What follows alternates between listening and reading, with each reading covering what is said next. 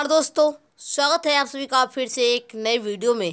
दोस्तों, आज की इस वीडियो में हम लोग देखने वाले हैं क्लास 6 भूगोल अध्याय नंबर 7 मानचित्र अध्ययन, इस अध्याय का क्वेश्चन आंसर। तो चैनल पर पहली बार आए तो चैनल को सब्सक्राइब कर लीजिएगा और बेल आइकन को भी प्रेस कर लीजिएगा। तो चलिए हम लोग क्वेश्चन आंसर देखते हैं। तो फ्रेंड्स, हमारा अभ्यास का क्वेश्चन आंसर है, 1 नंबर कह रहा है सही विकल्प को चुने। जमीन के बड़े भाग के कागज पर दिखाने के लिए प्रयोग करते हैं। छोटे मापक का, बड़े मापक का, दोनों मापक का, उपयुक्त सभी। तो इसमें हमारा राइट आंसर होगा ऑप्शन नंबर को, छोटे मापक का उपयोग करते हैं। क्वेश्चन नंबर हमारा जो 2 है, ये कह रहा है जिस मानचित्र में पर्वत, पठार, मैदान इत्यादि को दर्शाते हैं उसे कहते हैं। तो इसमें हमारा राइट आंसर होगा ऑप्शन नंबर खो, भौतिक मानचित्र। क्या कहते हैं? भौतिक मानचित्र। 3 में है मानचित्र में मैदान को दिखाते हैं। मानचित्र में इसमें कह रहा है मानचित्र में मैदान का कैसा रंग रहता है। तो मैदान, इसमें हमारा राइट आंसर होगा ऑप्शन नंबर को, हरे रंग से। मानचित्र में मैदान को दिखाते हैं तो हरे रंग से। मानचित्र में दक्षिण दिशा होती है। 4 में है मानचित्र में दक्षिण दिशा होती है। किस ओर होती है? तो नीचे की ओर होती है। ऑप्शन नंबर घ बिल्कुल राइट हो जाएगा। 5 में है मानचित्र निर्माण में ध्यान रखना चाहिए। मानचित्र में निर्माण में किस बातों का ध्यान रखना चाहिए? तो संकेतों का, दिशाओं का, मापक का, ये तीनों बातों का ध्यान रखना चाहिए। इसलिए हमारा ऑप्शन नंबर को राइट हो जाएगा, उपयुक्त सभी का, तीनों का, ये तीनों का ध्यान रखना चाहिए। मानचित्र निर्माण में ये तीनों ही जरूरी होता है। 2 में है हमारा खाली जगहों को भरे। खाली जगह को भरना है। मानचित्र में जलीय भाग को डैश रंग से दिखाया जाता है। तो नीला रंग का, नीला रंग से दिखाया जाता है। किस रंग से? नीला रंग से। मानचित्र में उत्तर दिशा हमेशा देश की तरफ होती है, तो ऊपर की तरफ होती है दोस्तों, ऊपर की तरफ होती है। 3 में जनसंख्या मानचित्र देश मानचित्र का उदाहरण है। जनसंख्या मानचित्र जो है वह है थीमेटिक मानचित्र का उदाहरण। किस मानचित्र का? थीमेटिक मानचित्र का उदाहरण है। 3 नंबर क्वेश्चन हमारा कह रहा है निम्नलिखित प्रश्नों के उत्तर दे। निम्नलिखित प्रश्नों का उत्तर देना है। 1 में चित्र एवं मानचित्र में क्या अंतर है? तो उत्तर हम लोग देखते हैं।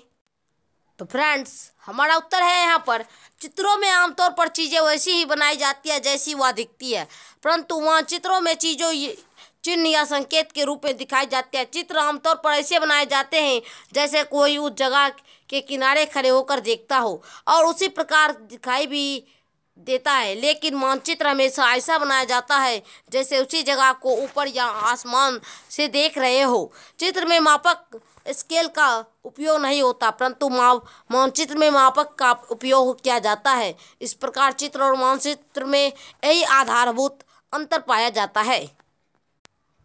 प्रश्न संख्या 2 है हमारा, अगर आपको विश्व का मानचित्र बनाना हो तो आप किन बातों का ध्यान रखना चाहेंगे? तो हम निम्न बातों का ध्यान रखना चाहेंगे। 1 में नक्शे में अगर कोई दूरी सेंटीमीटर है तो वह वास्तविक रूप में कमरे में 1 मीटर के बराबर होगा।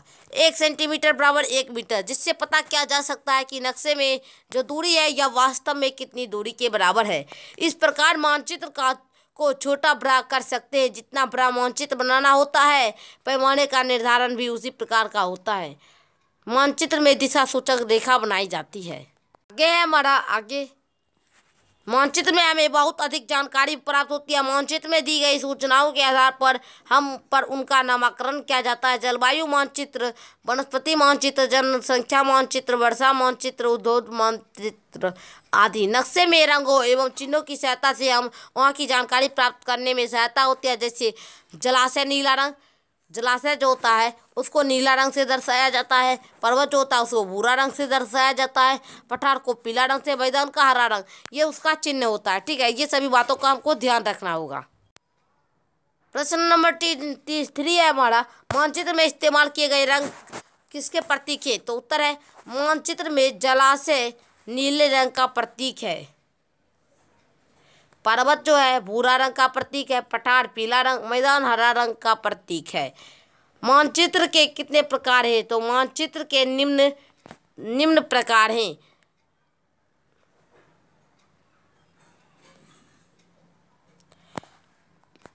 तो पर्वत, पठार, मैदान, नदियों, महासागरों आदि को दर्शाते हैं। फर्स्ट जो होता है निम्न प्रकार में, फर्स्ट वो दर्शाता है पर्वत, पठार, मैदान, जिसे हम लोग कहते हैं, इसमें पर्वत, पठार, मैदान, नदियों, महासागरों आदि को दर्शाते हैं। इसे हम लोग कहते हैं भौतिक मानचित्र, इसे कहते हैं भौतिक मानचित्र।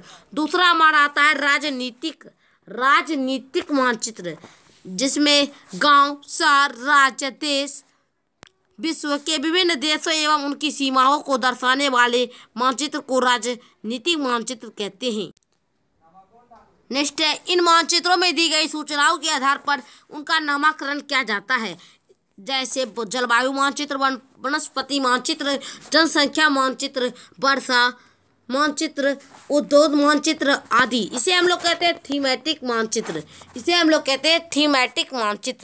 ठीक है। आगे हम लोग देखते हैं दोस्तों, प्रश्न नंबर 5 है हमारा, मानचित्र में दिशाओं का निर्धारण कैसे करते हैं? उत्तर है, मानचित्र में दिशाओं का निर्धारण दिशा सूचक रेखा के द्वारा किया जाता है।